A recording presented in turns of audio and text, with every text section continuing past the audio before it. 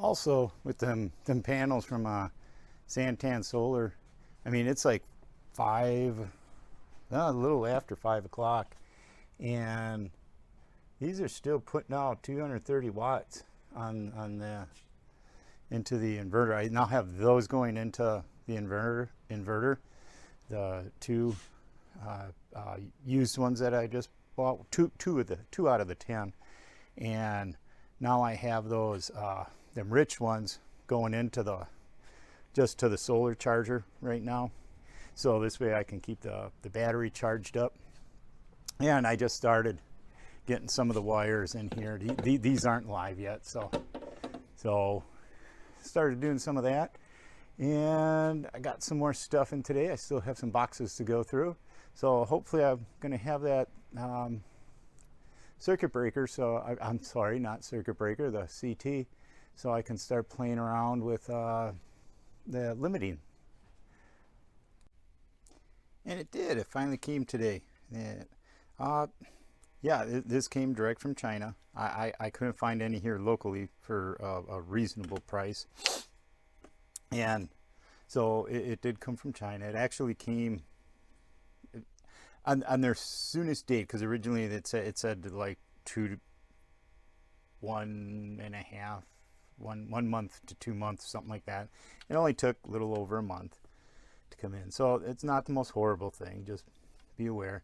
Now, you say, what's the big deal? It's just a CT, right? And it is. It's a DC output CD. In other words, this will take AC current through here, through here, and this is an open one, so I can put it on my main. It has the bigger opening for the bigger mains in my house.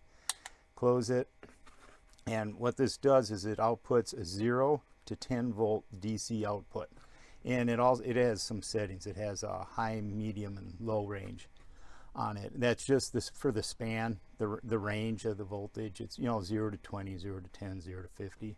I'll probably see how sensitive it is.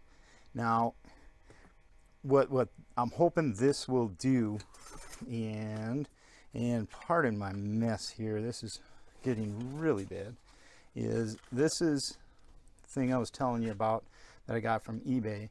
That is, I found one like this on eBay, and I ended up finding it on Amazon. I just thought they were a little bit more reliable source than the one on eBay, and it was pretty much the same price.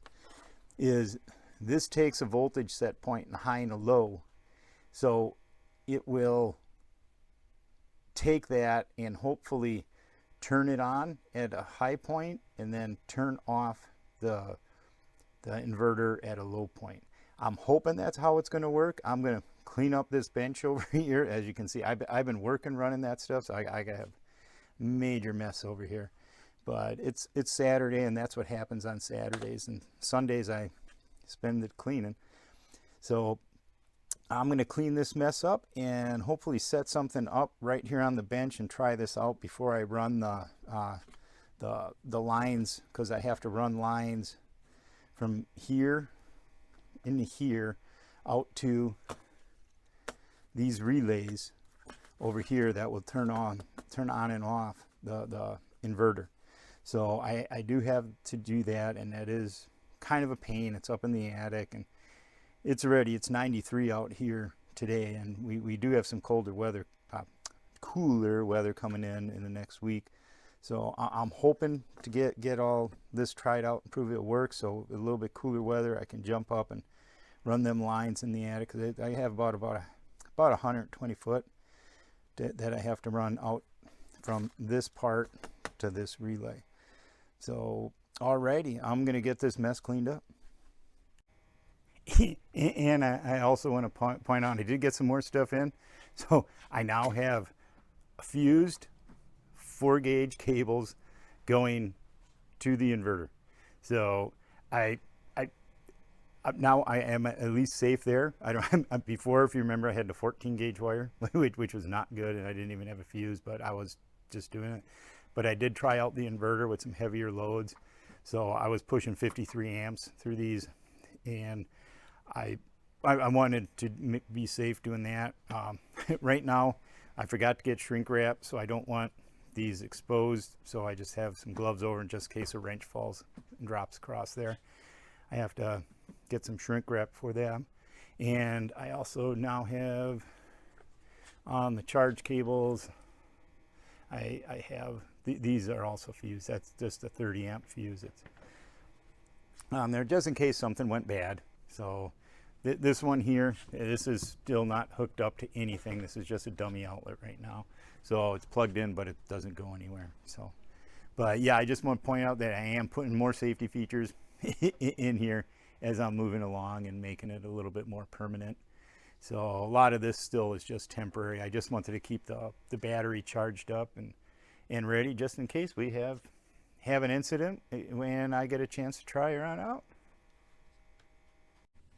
And I actually did mount 4 of those used panels up on top of the roof, on top of the carport area. I think what I'm going to do is I'm putting 4 up there, and then I'm going to mount another 4 down in this area. And I'm just going to kind of see, because as far as if they're better mounted up there, or if they're better down here where I can keep them clean, you know, easier to clean, keep the snow off of them. And plus down here I might be able to adjust the angles on them a little bit, where pretty much on the roof, unless you set up a, you know, some sort of fancy system to climb up on your roof and adjust them twice a year. I'll see what I can come up with for down here, and just kind of compare the two.